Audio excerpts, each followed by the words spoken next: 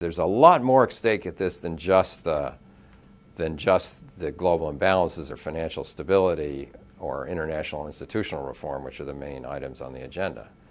There is an issue about the West meeting the East. There's an issue about the West meeting the rest. There's an issue about the rich countries meeting the poor countries. There's an issue about the role of different countries with different religious traditions. There are 3 Muslim countries in the G20. There are none, of course, in the G8, and there are none in the G8 plus 5, which was the alternative group being considered.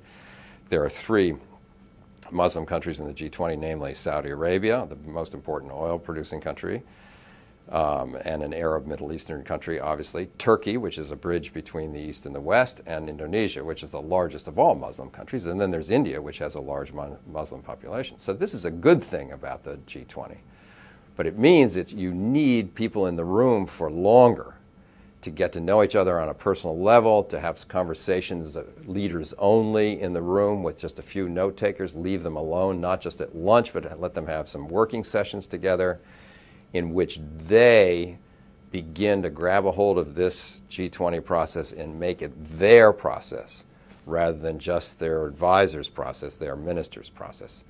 And I'm hoping that the French will do this. Sarkozy is a very lively fellow, so he's not given to letting any moment go without making good advantage of it. And I'm hoping that he will see the advantage of this, and that he will convene them for a longer period, even though it's once a year. And I think that could be much more effective, actually, than meeting twice a year for just a day where you basically go through and agree to stuff that's been prepared for you, which I think is valuable and necessary as part of this long-term process at other levels.